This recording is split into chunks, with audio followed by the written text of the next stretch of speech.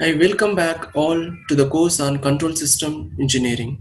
In this video, we are going to discuss the mathematical modeling of electrical systems. Before going to the mathematical modeling of electrical systems, let me recall what we have learned in the previous video. We have learned the mathematical modeling of mechanical systems by learning the basic components used in the mechanical translational and rotational systems. And also we learned the derivation of transfer function of translational and rotational mechanical systems. Now in this video, we are going to discuss the mathematical modeling of electrical systems. Now we'll see the mathematical modeling of electrical systems. Before going to mathematical modeling, let us see the basic components which are used in the electrical systems and the input-output relation of each component. The basic components are resistor, inductor, and capacitor. As we know, the input of electrical system may be the current or voltage. We will see the input and output voltage and current relationships for each element. For the resistor, if we pass the current through the resistor, then the voltage across resistor is given by V of t is equal to R into I of t.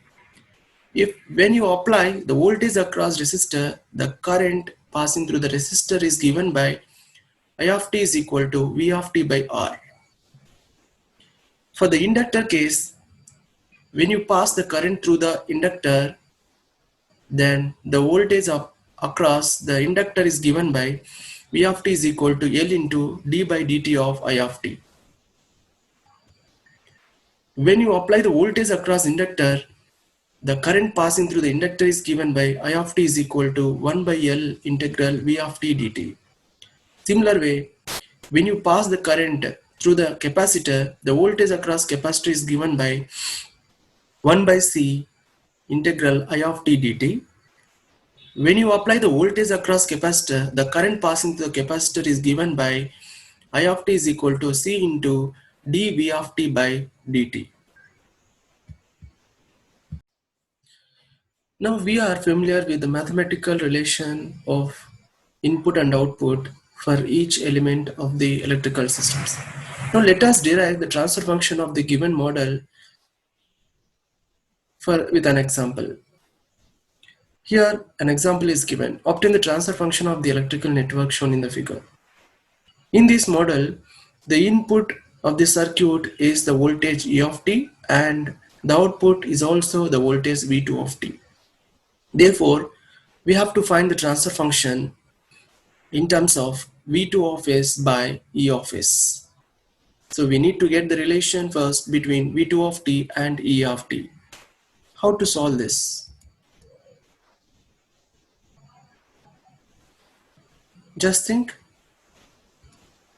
Yes, using node analysis, we can solve this problem. In the node analysis, the first step is to identify the nodes. Here in this model, we have two nodes, 1 and 2. So after identifying the nodes, you know already what is meant by node. Node is nothing but a junction which connects two or more components. So we have two nodes in the given model. Next, we have to assign the voltages at each node. Say the voltage at first node is V1 and voltage at second node is V2. Then we have to apply the KCL at each node. First, we'll see the KCL at node 1. Before writing the equation, let us separate the circuit at node 1. Here at node 1, we have four components connected. The first one is E of t through R1 then R1, third is C1, fourth is R2. So to make it simplify, let us convert the voltage source in series with resistor to an equivalent current source in parallel with a resistor. Now we can clearly see the four components connected to node 1. First one is the source, second one is the resistor, third one is capacitor, and fourth one again a resistor. Now we'll write the currents of each component and combine to get the KCL equation. Here, before writing the equation, let us assume all the incoming currents are minus and all outgoing currents are plus. Therefore, the outgoing current V1 by R1 and through capacitor C1 into dV1 by dt, and third one is through R2, V1 minus V2 by R2, and we have only one incoming current, that is E by R1. Therefore, E by R1 only is having minus term. So the sum of these currents according to their directions is equal to 0. This is the equation at node 1.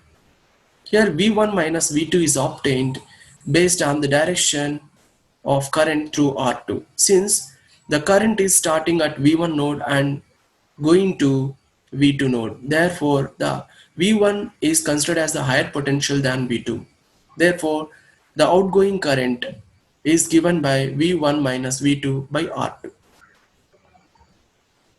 Therefore, by sending E by R1 to the right hand side, we have V1 by R1 plus C1 into dV1 by dt plus V1 minus V2 by R2 is equal to E by R1.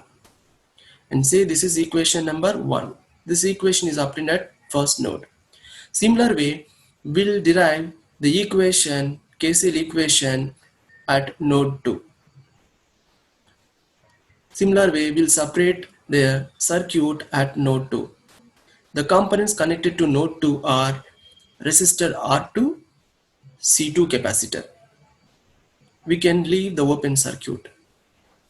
So we have only two currents at node 2. One is 2R leaving currents only. The current through R2 resistor is V2 minus V1 by R2 because the direction of the current is starting at V2 and ending at V1. Therefore, V2 minus V1 by R2 is the current. And the current passing through the capacitor C2 is C2 into dV2 by dt.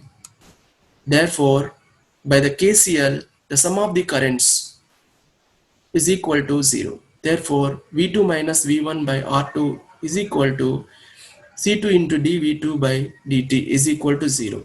And say this is equation number 2. After getting the differential equations at two nodes, we have to apply the Laplace transform to convert the equations into Laplace domain so that we can find the transfer function in Laplace domain. Therefore, we'll apply the Laplace transform on first equation. Since variables v1 and e are in time domain in equation 1, it will become Laplace S domain in Laplace transform.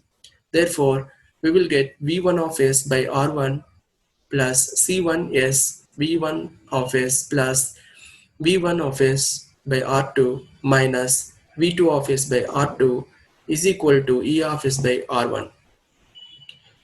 After taking common v1 of s from first, second and third terms, we will get v1 of s into 1 by r1 plus sc1 plus 1 by r2 minus v2 of s by r2 is equal to e of s by r1. Say this is equation number 3. Similarly, we'll apply the Laplace transform for the second equation. Therefore, we will get V2 of S by R2 minus V1 of S by R2 plus C2 into S V2 of S is equal to 0. After taking common V2 of S from first and third terms, we will get V1 of S by R2 is equal to 1 by R2 plus S into C2 into V2 of S. Therefore, V1 of S is equal to 1 plus S into C2 R2 into V2 of S. So, and say this is equation number 4. Now we'll rearrange these third and fourth equations to obtain the transfer function expression. So take third and fourth equations and substitute the fourth equation V1 of S expression into third equation. Therefore, we will get 1 plus S into R2C2 into V2 of S into 1 by R1 plus SC1 plus 1 by R2 minus V2 of S by R2 is equal to E of S by R1. Now we'll take common V2 of S from left hand side terms.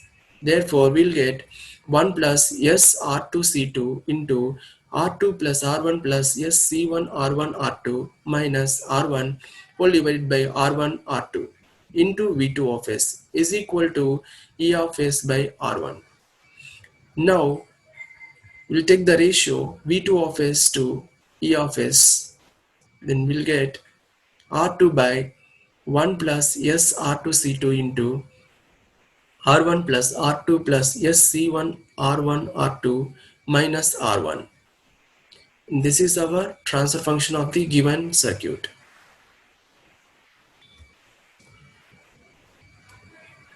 Before ending this video, let us recall what we have discussed in this video.